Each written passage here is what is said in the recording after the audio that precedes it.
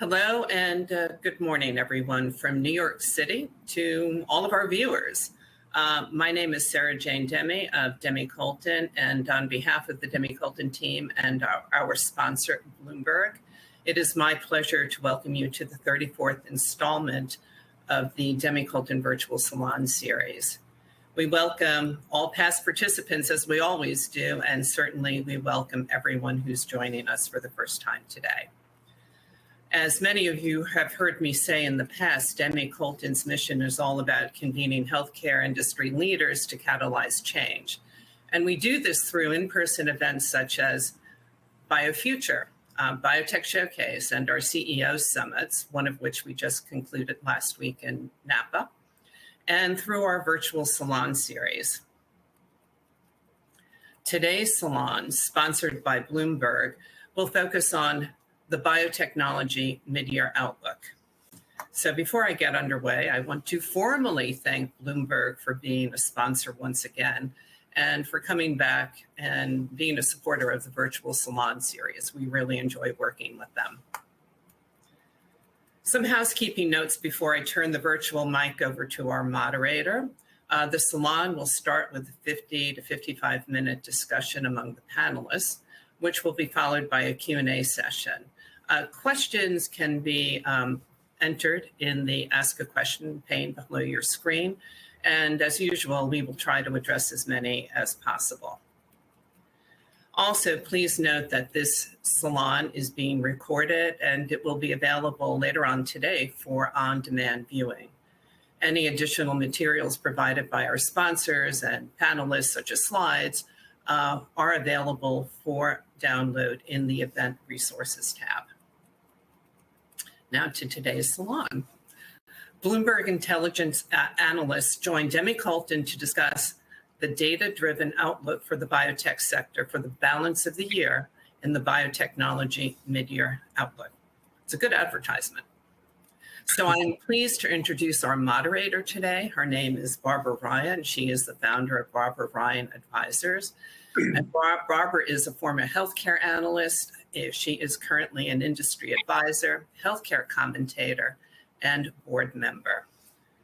And she will be joined by three analysts from Bloomberg Intelligence, and they are Mark Engelsgerd, senior analyst in biotechnology, Michael Shaw, healthcare analyst, and Dwayne Wright, a senior analyst for government and healthcare. So Barbara, it is my pleasure to turn the virtual mic over to you. I will rejoin you later for Q&A. In the meantime, Barbara, the podium is yours. Great, thanks, Sarah. And thanks again for the invitation to participate as today's moderator. And I'm really pleased to be joined by three colleagues in the biotech space from Bloomberg. Before we get started, I thought, I'd just make a few comments and ask my fellow panelists to give their perspective as well. We've sort of been on certainly a roller coaster in the biopharma industry since the beginning of COVID, as literally going into the early stages of COVID, the world looked to the biopharma industry to bring us out of the pandemic, and biotech stocks massively outperformed in 2020. In fact, if you didn't participate in biotech IPOs, you were a massive underperformer. And record levels of capital spilled into the space in 2020 and 21, even though in 21 things got tougher. The reward for the vaccines that took us out of the pandemic and reopened the economy was that investors immediately rotated out of growth names, including biotech and pharma, into the very, very depressed reopening trades such as airlines and all the obvious things. And so we have been living through initially the best of times and more recently, literally the steepest and longest bear market that the biotech industry or the XBI has seen since its inception.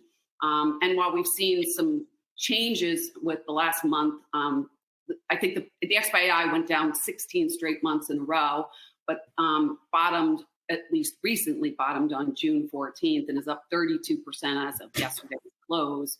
And we can talk about the capital markets after that. But I'd love to turn it over to you, Mark, both to introduce your team, tell us a little bit about Bloomberg Intelligence, and then I think, we can talk about capital markets later, but I think it would be really great to set the stage as to what are the fundamentals of both pharma and biotech today, and what do we think about them going forward?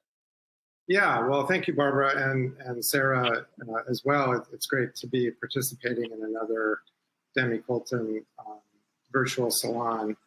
And I mean, I agree with your sort of context for what the biotech sector has been through, and we can talk about, where we think it's going. But maybe just by brief way of background, as was mentioned, I'm one of the senior biotech analysts at Bloomberg Intelligence.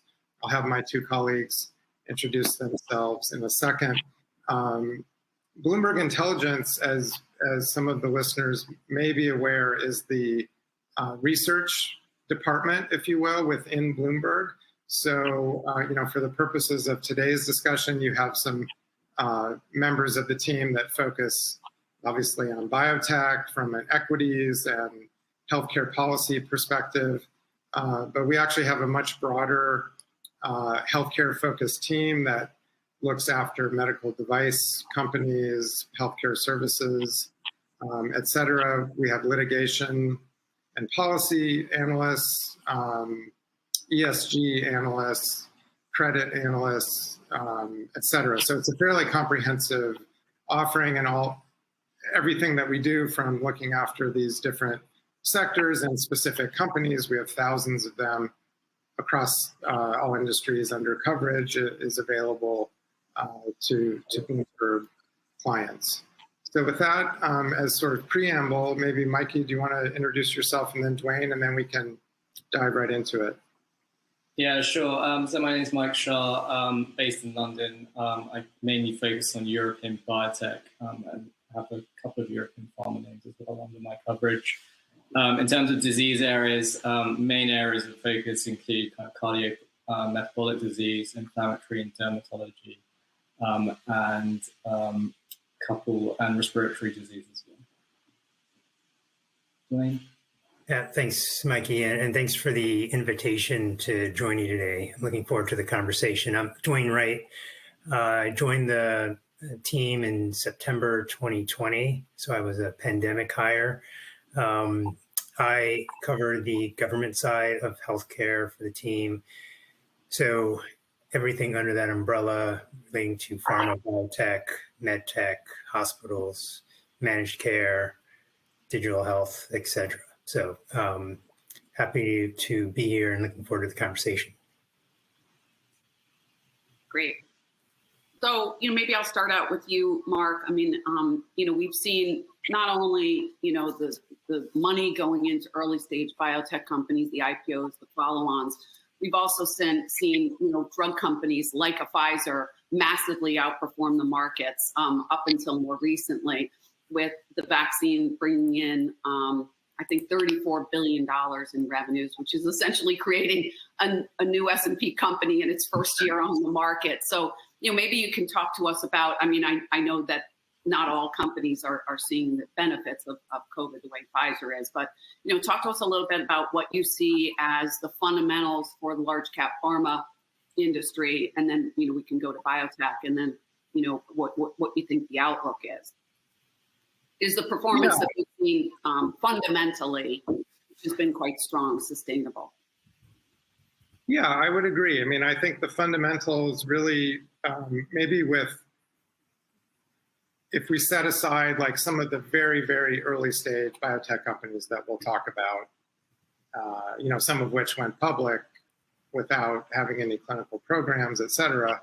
I think if you really talk about certainly established large pharma, large biotech, even, kind of commercial stage, mid-cap biotech.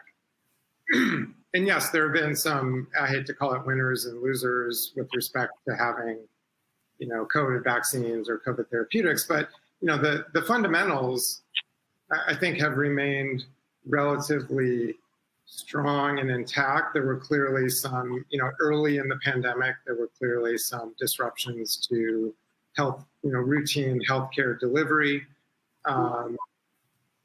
which, knock on wood, I think has mostly kind of worked itself through at this point. So,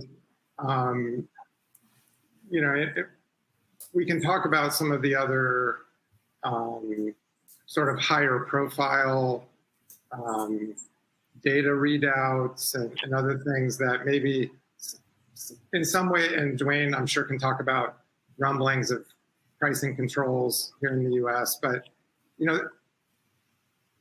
so some of those things maybe impacted this fall from grace of biotech, but there were also, there were some larger macro external factors that clearly played a role as well. Yeah, absolutely. I mean, I think, certainly, and we are seeing a true innovation renaissance in the space. And that's clearly, what has attracted a lot of the capital. And some of it may be far afield and valuations may have gotten way in front of their skis on some very early stage companies. But, maybe you or Michael can talk about, what you see as the most exciting new technologies, because clearly the expectation is that 10 years from now, the industry's revenues will be comprised of products that are in categories that have never, ever been launched before. Right. And large pharma is underrepresented in those. And that's where the emerging, really truly innovative companies are playing. Right. Yeah, I mean, I can kick off, and I'm sure Mikey has some comments. I mean, one of the areas that my team has been focusing on this year is this emerging class of drugs called targeted protein degraders. Not to get too far into the specifics, but it really has the potential to represent a novel class of therapies that are mostly small molecule-like in terms of, although they're sort of larger than your traditional small molecules in most cases, but have the ability to be given orally, but can target previously undruggable intracellular targets, and can go after not just enzymatic targets, but proteins, but structural proteins as well, potentially. So these are, and we saw a number of these companies go public sort of in the 2018 to 2021 or so timeframe. And, it's kind of interesting as a case study in some ways, if you will. So, I think these companies are just starting to produce clinical data that, for the most part, although not uniformly, looks fairly encouraging. But yet, if you look at that small basket of at least publicly traded protein degrader companies, I mean, they have underperformed even the biotech, whatever biotech index or ETF, you want to compare them to. And I think, there's been, the pendulum has swung perhaps a little bit in terms of being overly critical and overly skeptical of emerging early stage data sets, of sort of reading through from, programs that use different sorts of molecules to go after the same target, to kind of, throwing the baby out with the bathwater kind of analogy. Yeah, I mean, from zero, kind of from hero to zero. And I think, one thing that, is independent of that and related to, as you mentioned earlier, macro factors, is interest rates. If you're one of those early stage assets, interest rates are not your friend, right? Because these are all based on, they're long dated assets with DCF-driven valuations. And so what we've seen in terms of the highest levels of inflation and interest rates in 40 years, is clearly going to have an impact on biotech, particularly those emerging companies' valuations. And we've seen that. Absolutely. There might be a generation of investors who don't get that correlation. I'm just speculating. Right. Mikey, did you want to talk about any areas of interest? I mean, Yes. in terms of identifying early stage technology, I mean, not really, but in terms of kind of therapeutic focus, I mean, I think next year is going to be a key year for, obesity. We've really seen the efficacy bar in obesity raised, first with the Wegovy launch, which is Novo Nordisk's semaglutide as the active ingredient. And now obviously we've got the data from Lilly for tirzepatide. So, we've seen the efficacy bar now go from, about a 16 or 18% absolute weight loss for Wegovy to a 20+% for tirzepatide.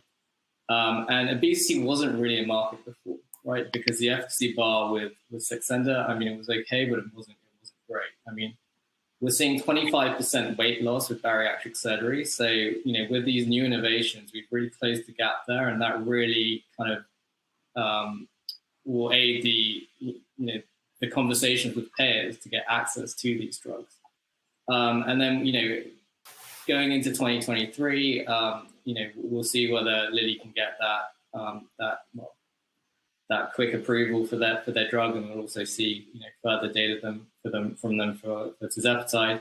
And then over the midterm, we should see kind of data for Novo's combination product, which is semaglutide plus cagrilintide. So, I mean, in terms of dynamics, we really see that space playing out quite similarly to, the diabetes market in terms of the GLP-1, almost like a duopoly between Lilly and Novo. But, there's other players also kind of targeting that space, such as Pfizer. And then, NASH is another one that we're particularly interested in. So there's been some regulatory hurdles there. So Intercept's kind of faced the brunt of those. And, we saw some data last week or a couple of weeks ago on their reanalysis for their drug obesogolic acid. So, I mean, I would say that the data was confirmatory. This is a space, of course, which there's no current treatments available. So there's a huge unmet medical need. But the data was confirmatory. They reiterated their view of a pre-submission meeting with the FDA this month. So, hopefully we could see the first drug on market sometime next year. And then we've obviously got Madrigal, who's reporting data towards the end of the year, which could be, also a key catalyst for the sector. So, yeah, I mean, those are the two kind of spaces that, I'm monitoring quite closely. Thank you. I'm curious what the group's thoughts about sort of Darwinism is when you think about something like an example of, cell and gene therapy, literally thousands of trials ongoing on, many, many compounds and different indications. So we really have, that many horses chasing, one target, or do you think that there will be an inevitable rationalization? I mean, I think we're already seeing consolidation from the perspective of reverse mergers, maybe, undercapitalized companies combining to fight another day. Just your thoughts as it relates to, I mean, these are exciting technologies, right? But they're expensive and they're ways off, and there are just probably too many competitors. Yeah, I think that's an excellent point. I mean, the biopharma industry has never been shy about sort of stampeding toward the next potentially greatest thing. I mean, perhaps there's no better poster child for that than, the PD-1, PD-L1 checkpoint inhibitors, which are clearly extremely valuable and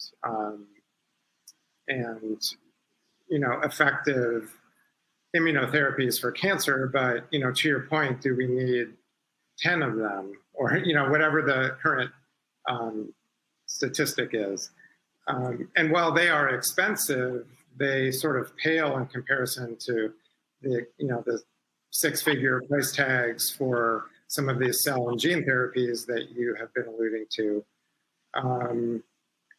So I think it's a valid question. I mean, they're perhaps unlike the checkpoint inhibitor story with the PD-1s, we are seeing the potential for this large number of, let's just focus on cell therapy for cancer, for incremental improvement and using different methods of either sourcing the cells or different subsets of T cells or NK cells, and there's almost limitless kind of additional engineering that you can do to impart new properties to these cells or remove native properties. So, I hesitate to say that there are too many, just from because I'm a huge believer in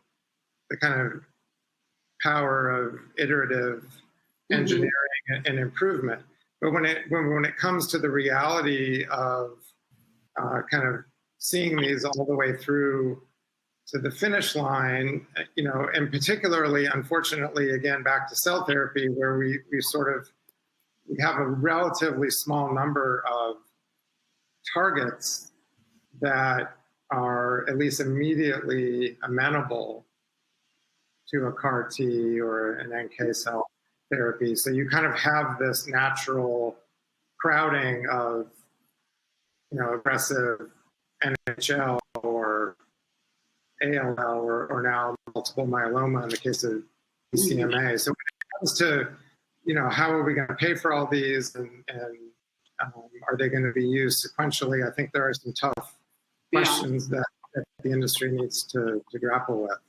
Yeah. And, I think, not to keep going on and on about this, but, I think there's also some payer considerations irrespective of how many of these make it to market. But when you have these, 350,000 or more, admittedly, theoretically one-time therapies, but it's a challenge in terms of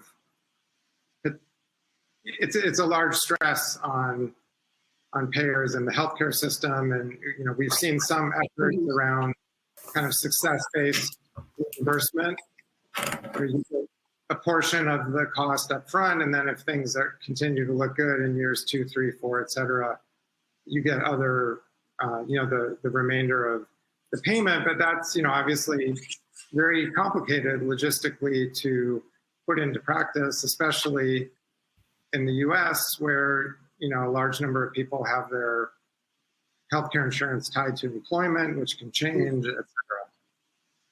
Yeah, it's a good point. I mean, it seems to me, I'm no expert in it for sure, but that right now, the focus is really on, response rates. But it seems that ultimately, to your point, to be, really adapted, I think, the question becomes, what is the sustainability, what is the scalability, and what is the accessibility of those therapies, right? And we're kind of in the first pillar right now.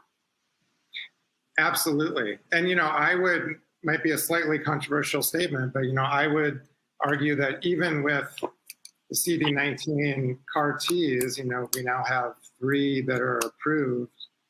I still don't think they have been living up to at least the historical kind of commercial hopes and potential when these things were first kind of working their way toward the regulatory finish line. Because to your point, there have been issues with, not only the high price tag and reimbursement, but also just some of the logistics and manufacturing requirements, et cetera. So, there's been progress, but there's at least as much progress yet to come, I would say. Maybe shifting back to capital markets, which we spoke about, briefly early on in the conversation. I think there's probably a lot of people in the audience that maybe didn't raise money over the last 2 years or didn't get out into the public markets over the last few years and are wondering if they did get out and are running down their cash runways, when will these capital markets open up again for us? And if they didn't get out, is there going to be an IPO market, and when when will that be? So I'd love each of your thoughts on that. I mean, I don't think the IPO market is closed necessarily. I mean, access to capital is more difficult compared to what we saw in 2021. As we alluded to earlier, we had companies with preclinical assets kind of IPO, right? So we don't really see that happening kind of going forward. But I think, if you have clinical data in hand, if there's a credible management team, then there will be opportunity, to access capital. Notably, we'll see kind of, as we've seen in the past, it'll be a lot harder to raise money in Europe versus the US. But when we look at some of the, we looked at some of the kind of smaller biotechs who've had kind of positive data in the last month or so, and they've been able to raise on the back of that. So I don't think, yes, it's harder to raise, but I don't think the markets are completely closed, and hopefully are improving. That's kind of just my take on it. Yeah, I agree with that. I would also say, just getting back to the sector sentiment, which I think you can make a case, looks like it's starting to, I'm not going to say come off the bottom, but it's been improving as of late, right? And, and there, I think there has been the beginnings of kind of a rotation back to biotech. And so that if that continues to hold, I think that is going to help.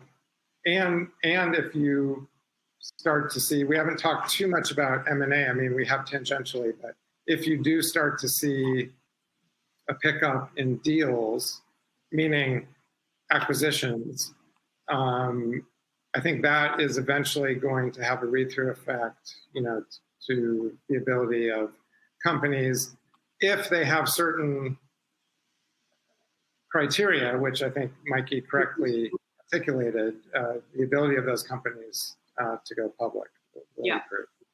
Well, we can dive into that. From everything that I've been hearing from the banks, I think sentiment clearly has improved significantly, and I think some of the surveys that have been done, point to most dedicated investors in the space thinking that, that the second half will outperform the markets. And in addition, maybe we overshot on the upside, maybe we overshot on the downside. And, the short trade earlier in the year was the only trade in the space that was working. So maybe we took that, a bit too far, and some of this bounce could be related to that. But I think uniformly people do believe, to your point, that M&A would be, one of the primary catalysts to, sustained improved performance.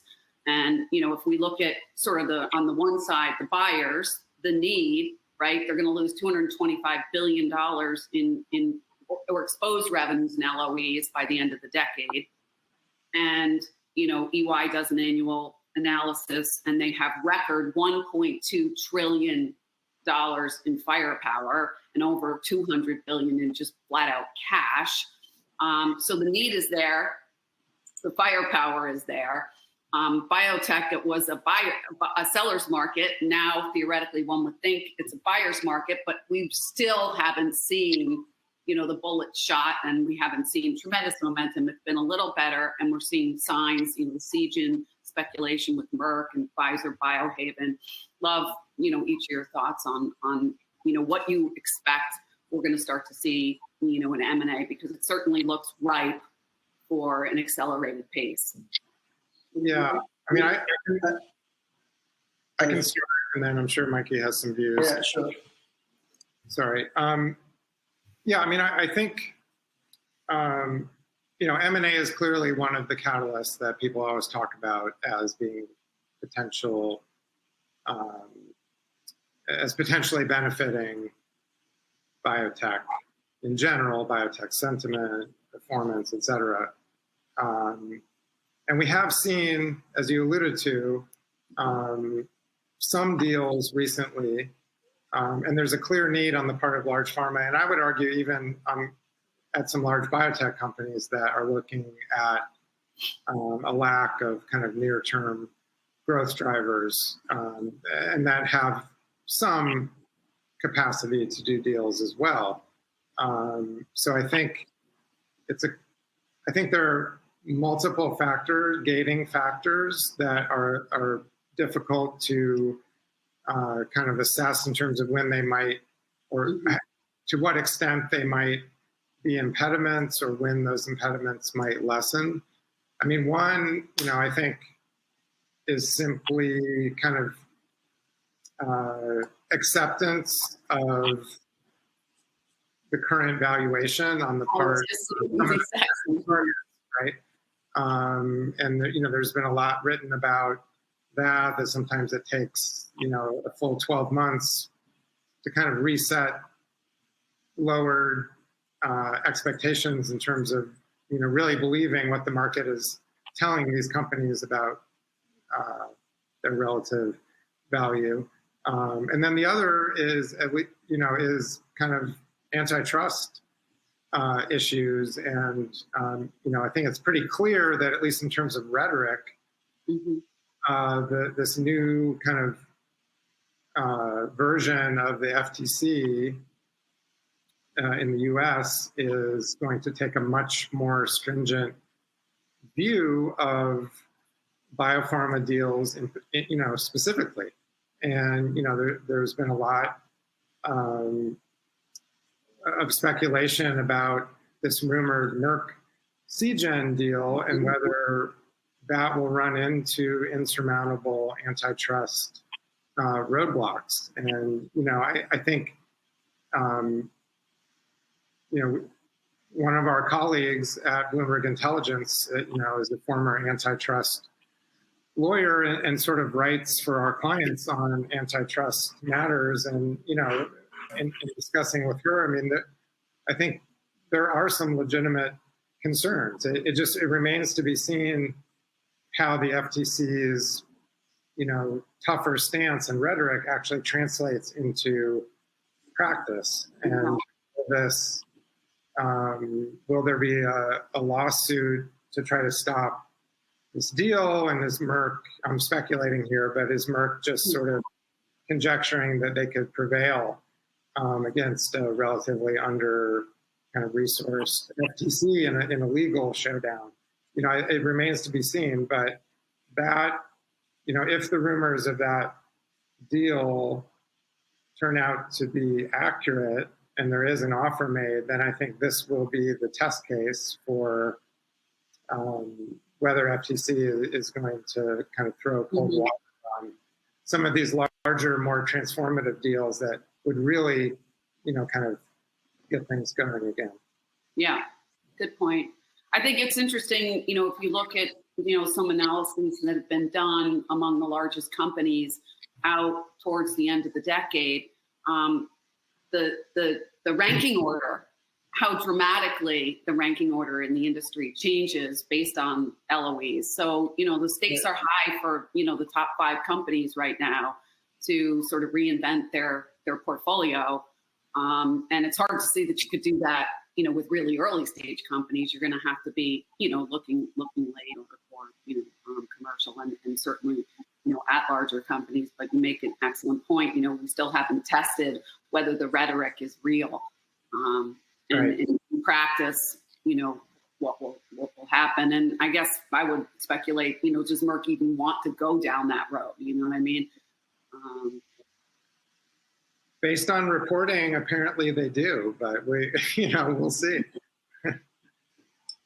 I was just going to say, clearly the market at the moment is more conducive, will create opportunities for M&A. And then that, when you look at the firepower, we've got 100, well, if we look at like the mature drug players in US and Europe, they've got $190 to $200 billion worth of cash, as you said, Barbara. Leverage, most of them can leverage their balance sheet. If you look at the average leverage ratio of large pharma, with perhaps the exception of AbbVie, Bayer, and Astra, it's all below 1. So all that points to, the firepower and they certainly got the appetite as well to do M&A. But I mean, I still think that, you know, they're not going to go just because valuations have tempered. I don't think that these large drug makers are going to go on a spree, right? Again, bolt-ons in licensing, I think, will still be favored over transformational M&A, and Mark touched on, you know, some of the potential FTC risks. And that certainly has been the trend over the last 7 years. And I think, you know, it's also been backed by the fact that it's actually improved ROI on transactions. Yeah, I couldn't agree more. And, you know, I think that they're going to kind of complement their existing kind of therapy areas as opposed to kind of, you know, go out there and kind of go into new therapy areas. So yeah, I mean, I see the tempered valuations, the fact that we've got rising interest rates, which could lead to, you know, tougher financing or financing challenges for some of the smaller biotechs. You know, you've got that with the tough IPO market. So all of that creates, you know, opportunity for the larger drug makers. But I still think, you know, they're going to be disciplined in their approach. I completely agree. I mean, I think that, you know, the BD strategies and execution by, you know, the buyers is not driven by what the stock market says something's worth, but rather driven by what they scientifically assess the value is, and then, you know, their criteria for an ROI. They can be wrong, but those are, you know, the fundamental drivers of, I would think, BD versus the, you know, it's on sale, so let me go buy it. Yeah. And I think maybe just to jump in here on the policy side, I feel like as we're thinking about all of these issues, in some ways we're probably at a point where the policy environment in the United States, I was just going to say, as it relates to drug pricing, could get a bit more clear. You know, as we think about the fact that Democrats have had control of Congress and the White House, they've been talking about drug pricing reform for the last, for a while, since, you know, January of 2021. But even before then, Democrats have been really pushing hard on ways to lower the cost of prescription drugs. Previously, I think the closest we got to that, you know, Democrats have passed bills before, at least one chamber has passed bills where they're really going after as many drugs as possible and really going after lowering launch prices, indexing prices to what is being paid overseas. So some percentage of that, the international price index. You know, even the previous President Trump, even proposed a policy to, within Part B, index the price of drugs there to prices paid overseas. So there's been a lot of uncertainty as to what policymakers are going to do from a pricing standpoint. I think we're close to a point where we know that there's at least going to be some flexibility. So as much as Democrats as a whole, at least 97% of them, wanted to really go after all the drugs, go after launch prices, there were enough in the party who said, we think it's a little too aggressive. It's a little too far. We really want to do our best to make sure we're protecting a lot of those smaller biotech companies. And so where Congress could end up, and the next couple of weeks will be very instructive, is we're not going to be talking about those drugs that are new to the market anymore. We're talking about those drugs that have been on the market for at least 7 years. For biologics, it'll be 11 years, and looking at lowering the prices for those drugs. And largely just born out of the concern that we really want to make sure that there's an opportunity for some of these manufacturers, especially on the smaller side, to jump in. So I feel like the overhang of drug pricing policies is about to get resolved. If it doesn't happen in the next 4 weeks, it's probably never going to happen. You know, say never, but maybe not. I shouldn't say never, but it could be. Well, when you think about it, we're at a midterm election where Democrats are probably going to lose control of the House, right. maybe the Senate, and then who knows what happens in 2024.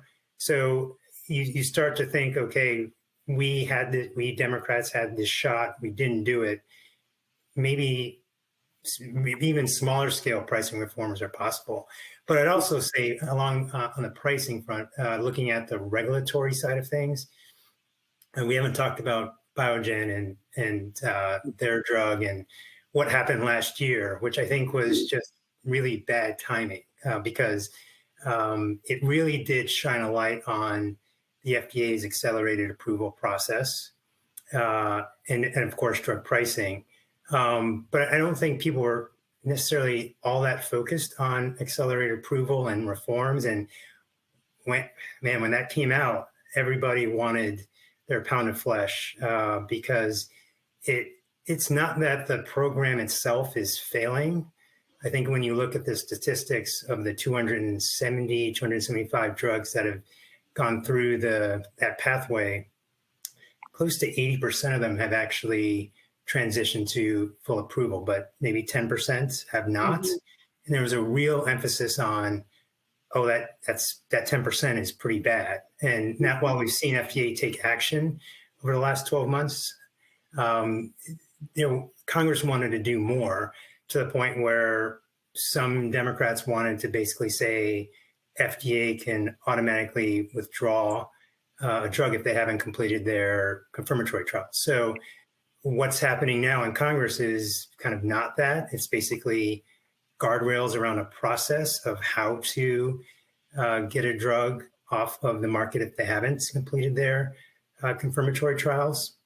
So, and I think that's just a kind of at the end of the day, it's Congress realizing they are still pro-innovation, but they're pro-innovation with a bit more guardrails so that the FDA can do what it should be doing in terms of oversight.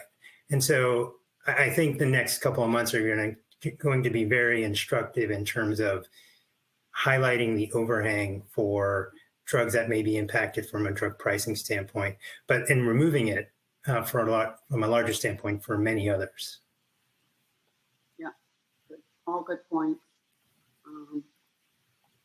And the whole accelerated approval has just cast so much uncertainty, and most so on the earlier stage companies that are more dependent on the benefits of it. Yeah, and I think it sets the stage. Sorry, Mark. It sets the stage, I think, next year for a deeper dive into PBMs and their role in this whole process. I think we've seen the FTC start to take a look at the practices, and that's going to take a while. But we're at a point where we think Democrats and Republicans are basically saying, well, maybe we've been too focused on the manufacturers. I think we need to spend some more time on PBMs and see what, if anything, we can do about their role in terms of drug pricing. But I think that's not this Congress. That could be a while, but it's going to be a new focus. Mm-hmm. Yeah, I was just going to say on the whole accelerated approval issue and the Biogen Aduhelm saga specifically. I mean, I guess first of all, as a sidebar comment, I think accelerated approval is a horrible moniker for that. I think it should be called conditional approval, which obviously is not. It is what it is, but it sounds much less promising. Like you're lowering the bar?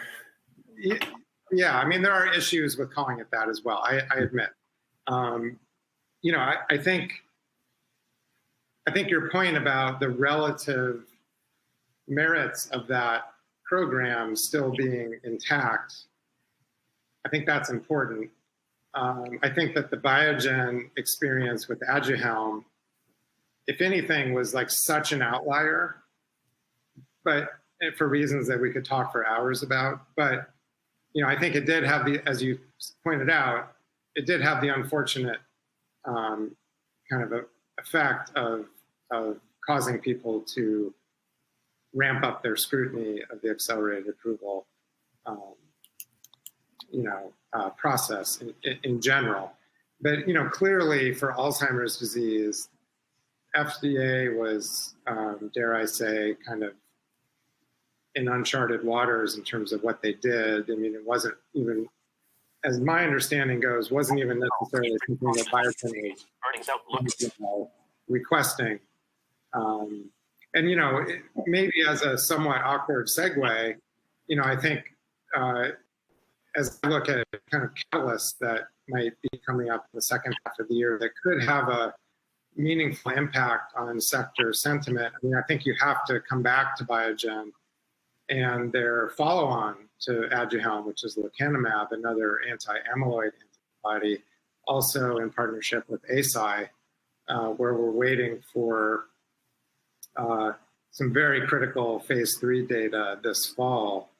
And, you know, the accelerated approval issue is kind of tangled up in here again because the companies have already filed accelerated / conditional approval with an action date in early January. But, you know, I would just say, I think, and I hope most industry observers are more focused on, as we are, on the phase 3 data, because I think that's clearly going to be needed for, you know, CMS blessing and reimbursement.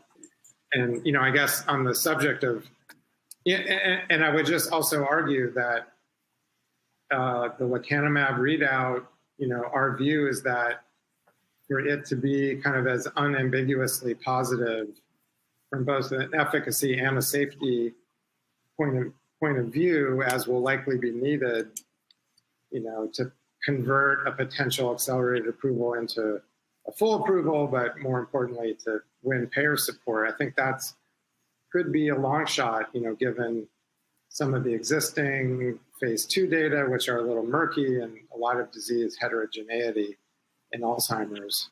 And then, so that's maybe a little bit of a risk to sector sentiment. And I would also put a phase 3 readout from Alnylam in amyloidosis, so specifically the cardiomyopathy kind of manifestations of amyloidosis. Their Apollo B Onpattro study that could read out any day.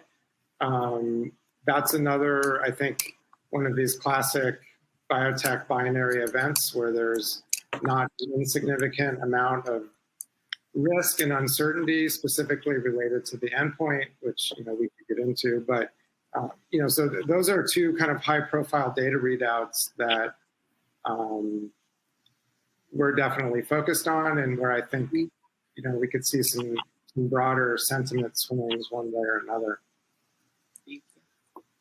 I mean, that's a great point. And, you know, in the second half, we'll see which way those things go. But certainly, you know, early in the year, I think it was something like 2/3 or 70+% of the expected catalysts went the wrong way, which just compounded some of the other factors that, you know, we've seen and certainly, you know, contributed to, you know, sentiment declining and enthusiasm and valuations. Yeah, and to bring up a point I made earlier, I would also just say I think some of the market reaction to some of the readouts, even if they weren't, you know, clearly negative, was maybe, you know, there was just kind of a heightened propensity for being skeptical of even early stage readouts that, you know, we haven't necessarily seen in the past and, you know, hopefully will sort of moderate going forward.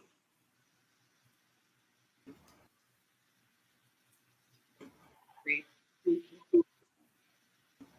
I think I see Sarah back, and I think we're ready to respond to. Yeah, I am back. First of all my panelists for, you know, their great insights and discussion of, you know, what has happened in the industry and what their views are, you know, as to what we see going forward, not just in the second half of this year, but, you know, longer term. Great, thank you, Barbara. Thank you, everybody. So we have quite a wide variety of questions that have come in as you've been speaking. I'd like to start with maybe Dwayne asking you to discuss what may happen with you know, drug pricing. Since maybe it will be the easier question to answer, maybe not. One of our viewers wants to know if in terms of drug pricing, will it be the manufacturers who are targeted, or will they focus on the middleman?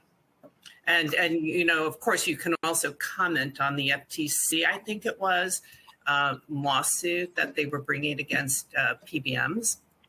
Yeah, so on drug pricing, we've held the view, at least I've held the view that even when Joe Manchin said he was blowing up the initial Build Back Better, that something was going to happen, something smaller scale, under $1 trillion. I didn't think it would be just drug pricing and maybe some other healthcare pieces.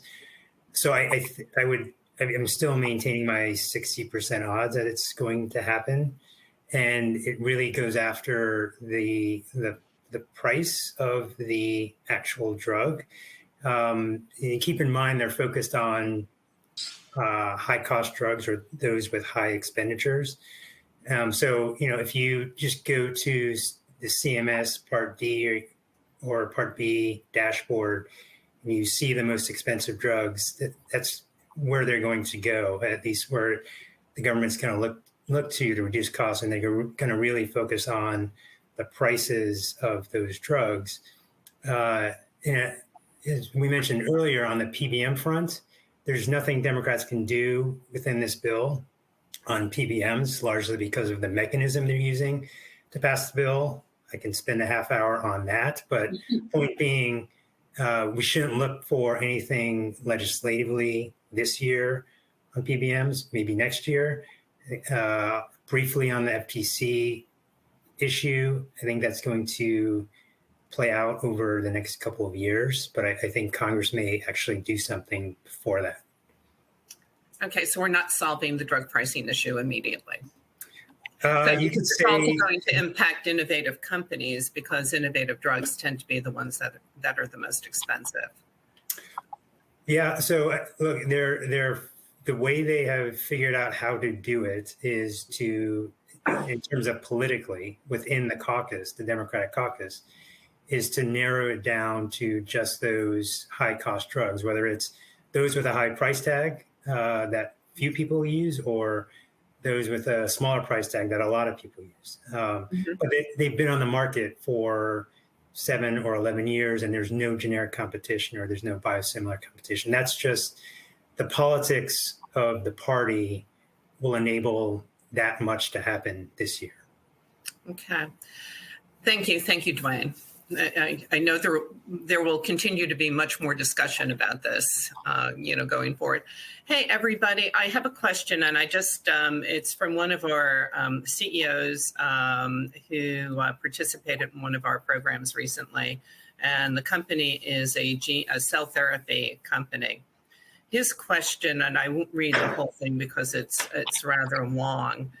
And maybe, Barbara, you can address this, and maybe everybody else. How does a company who is a cell therapy company with a new approach, making cell therapies, when they get there, it's an early stage company, more accessible and affordable, how do they separate themselves from the pack, considering how many cell therapy companies there are, to be heard by potential investors?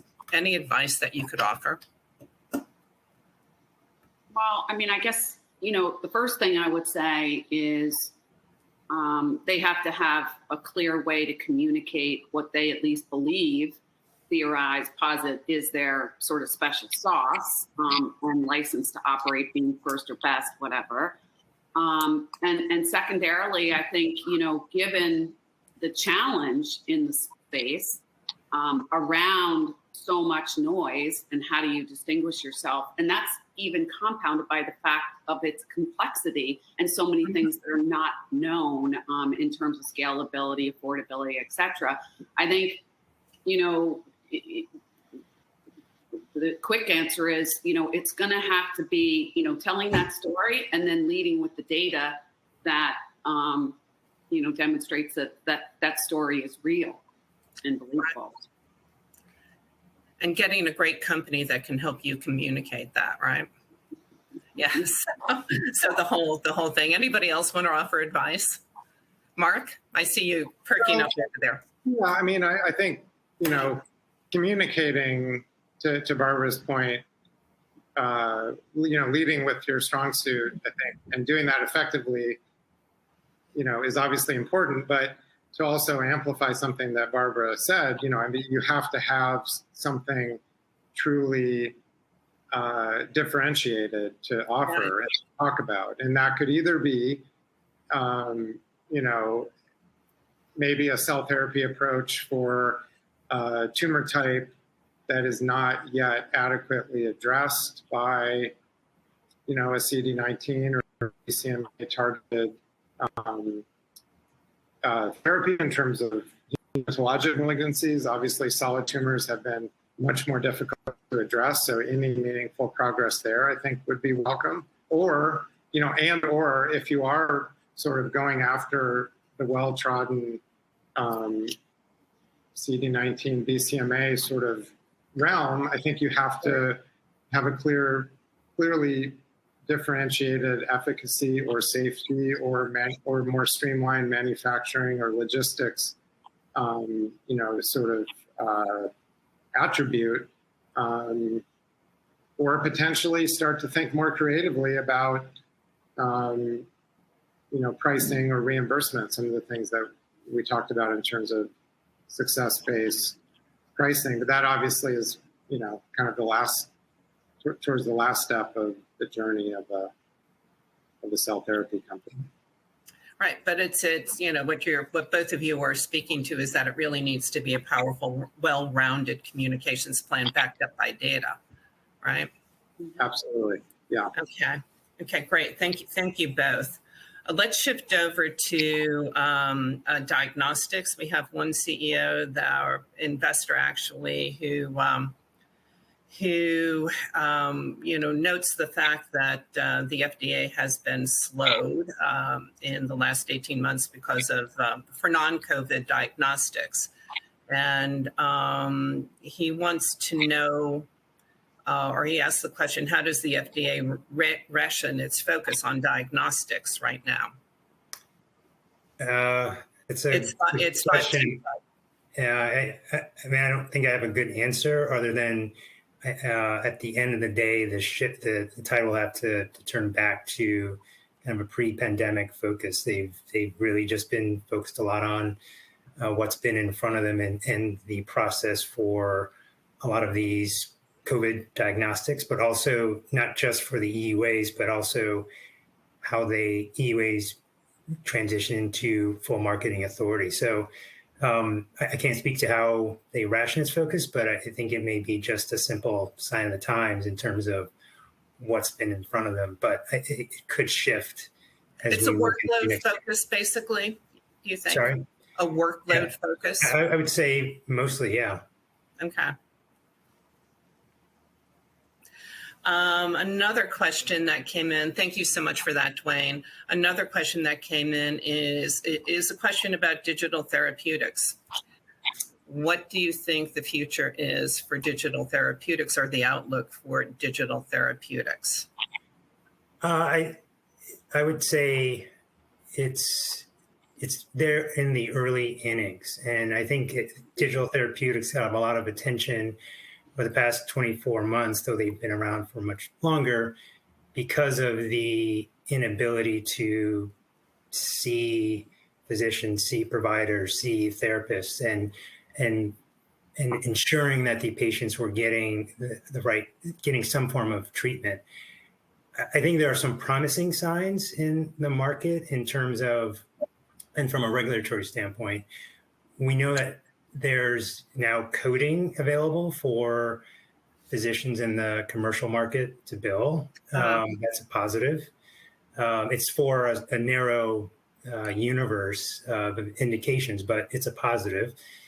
We've seen PBMs and health plans create digital formularies that include digital therapeutics. Probably a dozen, maybe 2 dozen. And we're talking about 2 companies right now, though I think others are jumping in. But that's a really great sign. Yeah, that's a positive. I think the challenge is going to be evidence, gathering enough evidence to show that the therapeutic actually works. and from a value standpoint, that it's actually providing value. I think there's been some criticism, at least targeted to one company, that there needed to be some more long-term effectiveness data before we can really say that these things actually work. Again, that's just one company. So I would say it's I don't want to say it's uncertain. I think that there's still a long way to go. And ultimately, the payers have to be convinced. The physicians have to be convinced to prescribe them, and the payers have to be convinced that there's value based on the evidence. Right. Great advice. Mark, anybody else want to jump in on that, comment on it? Okay, we're moving. Well, I just brief comment. I will say that from the kind of U.S. biotech perspective, some companies are starting to talk about it. I mean, I guess most notably Biogen, which has really the cadence with which it mentions digital therapeutics and an interest in digital therapeutics and actually doing some, to Dwayne's point, very early stage kinds of deals to maybe start dipping their foot into that realm, I think is starting to increase. So it's, that is also encouraging. Yeah, right. I think they've just recently staffed up with they have a digital therapeutic department now. So I know they've had a leader there and they're just bringing in more people. Yeah, and I think it's interesting. We're seeing a lot of pharma companies look at digital therapeutics, to Mark's point, especially in areas where maybe they're in a crowded space and they want to provide a bit of an add-on for payers as a means to improve adherence, improve outcomes. So I think we're going to see more of those tie-ups. We've seen that with Roche. We've seen that with Otsuka. We've seen that with some other companies where they are either developing their own digital therapeutic or they're working closely with digital therapeutic companies to deliver a product where they work either hand in hand or maybe to supplement the therapy. Okay, great. Thank you, Dwayne. So I'm going to read you a question that came in from one of our viewers. It's a rather lengthy one, but I think I need to read the whole thing in order for you to really get your arms around the question. This viewer writes that just today, the Column Group announced a substantial raise for new funds targeting both early stage and venture creation and late stage investments. Are there segments, technology or therapeutic areas of the early stage venture world that are particularly hot?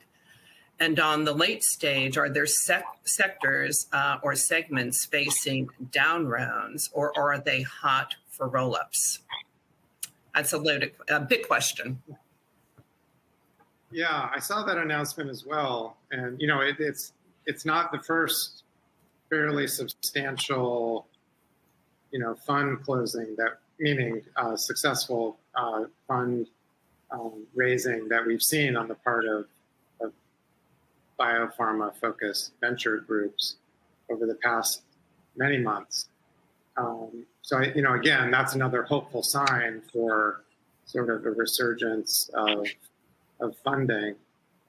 Yeah, I mean, I think those are both very difficult questions to answer. And there's also, obviously some, I would say, intra-fund dynamics around, wanting to kind of potentially support existing investments versus funding new companies, which, it's hard to know what the ultimate impact of that will be. I mean, I guess, and I don't know if my colleagues have a strong view on either of those points, but I guess I would only say my hope is that, at least for the early stage focus, private investors, that there is still a healthy interest in new therapeutic modalities, artificial intelligence enabled drug development, and, truly innovative things that may take a few years to play out, but could move healthcare forward. Mm-hmm. Thank you. Thank you, Mark. Anybody else? Barbara, Michael? Want to comment on that? I would agree that, it's obviously a good sign. And I think that there has been a lot of money circling around the thought process that is, there must be tremendous opportunity in this carnage, right? And there, it's sort of multifactorial why we've seen this massive decline. And it suggests or underscores that most learned people in the space think there is an innovation at Renaissance and think that there are going to be, profound benefits both to human lives as well as, the industry itself, and kind of speaks to where we started, which is the fundamentals of the industry as you look long term. All signs point to strength. That's good to hear. One of our viewers also asked, are we at the bottom of this market right now, or is this next winter going to be particularly difficult for the sector? What do you guys think? Crystal ball time. I hope so. Well, I'll start out because my pharmaceutical executive column was due yesterday. And so my column before that was, could biotech be bottoming out? And so the follow-up here was, since that time, they bottomed in the middle of June, they're up 32%. So the question is, what's driving it? Is it real? And is it sustainable? And obviously none of us know, but I think, my fellow panelists talked about a lot of data catalysts in the second half, as well as M&A, that certainly could make this sustainable. And the last thing I'd say is that while rising rates and inflation are the enemy of emerging biotech companies, right? Recession is a friend. So we would shine if, in fact, we do go into recession. I think there's a healthy debate as to whether that's actually going to happen. But if we do, at some point, rates will be discounted in the market, right? Rate hikes will be fully discounted. Yeah, one of our other viewers asked the question about what happens to biotech funding in a rising rate environment. So that dovetails nicely with that. We just saw it. It comes to a screeching halt, the stocks go down. Mark, were you going to say something, Mark or Michael? I mean, I would agree. Go ahead. I mean, I'd agree with Barbara in the sense that some of these catalysts, particularly the Alzheimer's one, could be key to really sustaining the turnaround that we've seen in the last month or so. M&A is obviously going to be key, and then this rotation out of valued back to growth, and then just recession as well. Biotech always does well in a recession, and then just like on the inflation pressures as well. I mean, healthcare in general is less exposed. I wouldn't say they're immune, but it's less exposed to some of these inflationary pressures that we're seeing. So when we're seeing like a bump in energy costs at the moment, we actually did an analysis looking at kind of the large drug makers and the mature biotech players.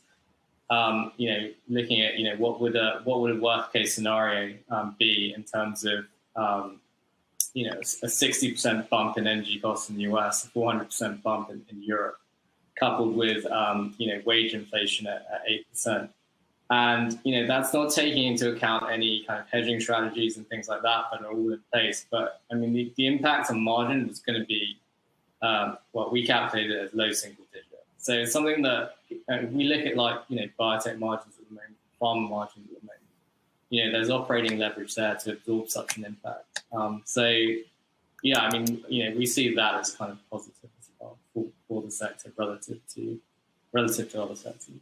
Yeah, and I think Mike makes a great point, and I think if we look at the early commentary from companies that have just been reporting earnings like J&J and others, they underscore that point. I think they're pointing more to FX being a Mark, at least for the U.S. companies, obviously. Yeah, Mark, did you want to add to that, or should we move on? I can just add a couple things briefly. I mean, I would agree that there's kind of a confluence of indicators that are all looking encouraging. It's sort of a fool's game to try to call the bottom.